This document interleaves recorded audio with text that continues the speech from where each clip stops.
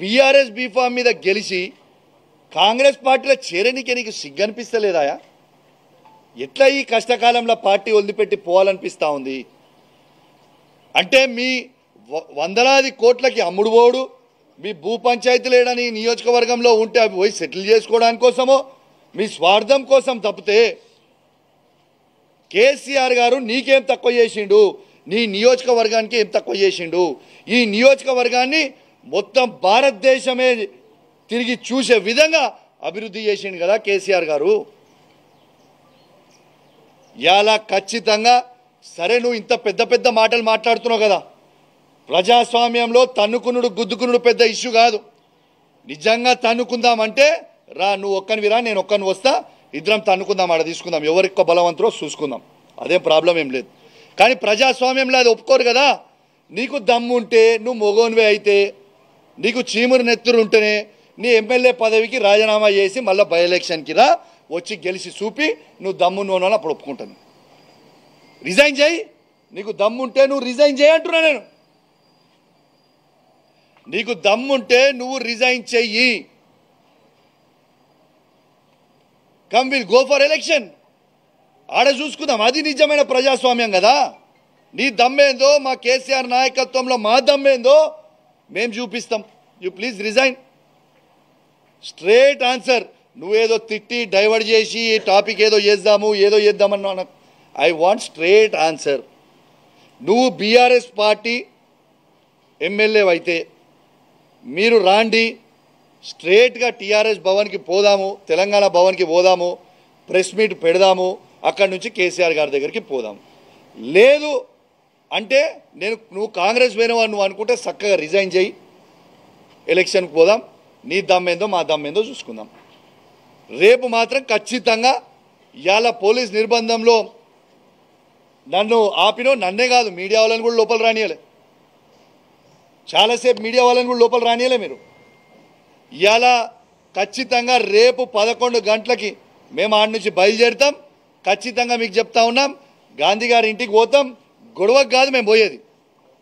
ఆయన మా BRS party MLA అంటుండు కాబట్టి మా షేర్లింగంపల్లి కాన్స్టిట్యున్సీలో ఉన్న బీఆర్ఎస్ కార్యకర్తలు, మా ఉమ్మడి రంగారెడ్డి జిల్లాలో ఉన్న బీఆర్ఎస్ కార్యకర్తలు, జిహెచ్ఎంసీలో ఉన్న బీఆర్ఎస్ కార్యకర్తలు అందరం కూడా ఆడ మీటింగ్ పెట్టుకోవడానికి పోతున్నాం. ఆయనకు స్వాగతం పలికి తెలంగాణ భవన్కి తీసుకొచ్చి మళ్ళా కేసీఆర్ గారి దగ్గరికి తీసుకుపోతామని చెప్పి సందర్భంగా తెలియజేస్తా ఉన్నాను. నువ్వు మాట్లాడిన మాటలకి నేను నీకంటే రెట్టింపు మాట్లాడగలుగుతా, కానీ నీ విజ్ఞతకే ఇచ్చిపెట్టిన నీ యావత్ షేర్లింగంపల్లి ప్రజలందరూ కూడా చూసిర్రు. మైనంపల్లి హనుమంతరావు కూడా అల్వాల్లో మీటింగ్ పెట్టినప్పుడు ఇదే విధంగా కేటీఆర్ గారిని నోటికి వచ్చినట్టు దూషించిండు. 50,000 మెజారిటీతో ఓడిపోయిండు.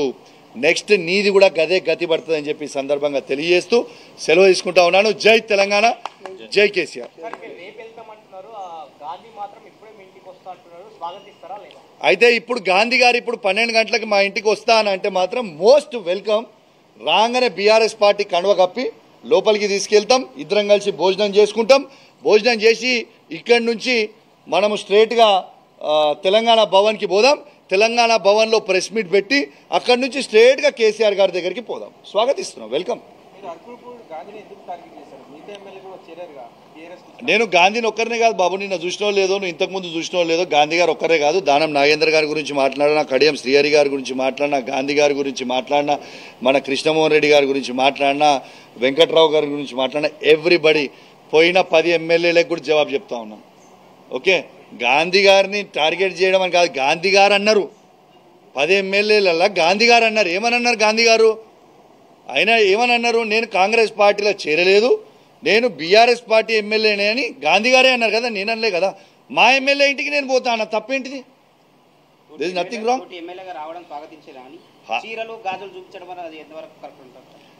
ఈ సంస్కారం నేను నేర్పలే. ఈ సంస్కారం ఈ రాష్ట్ర ముఖ్యమంత్రి అయిన రేవంత్ రెడ్డి గారు నేర్పిర్రు. అదే కరెక్ట్ అని నేను అనుకున్నా. రేవంత్ రెడ్డి గారు కూడా మా కేటీఆర్ గారు అన్నారు కదా, చీరలు కట్టుకొని, చీర కట్టుకొని, గాజులు వేసుకొని ఆడ బస్సు ఎక్కువ అని అన్నది రేవంత్ రెడ్డి గారు కాదా? మరి రేవంత్ రెడ్డి గారే మాట్లాడుతున్నప్పుడు, ఈ రాష్ట్ర ముఖ్యమంత్రి కాన్స్టిట్యూషన్ హెడ్ అన్నప్పుడు, గవర్నర్ తర్వాత తనే కాబట్టి తను మాట్లాడినప్పుడు అది కరెక్ట్ అన్నా కనిపించింది. ఆయనే నేర్పించిన సంస్కారం ఇది, నేను నేర్చిన సంస్కారం కాదు.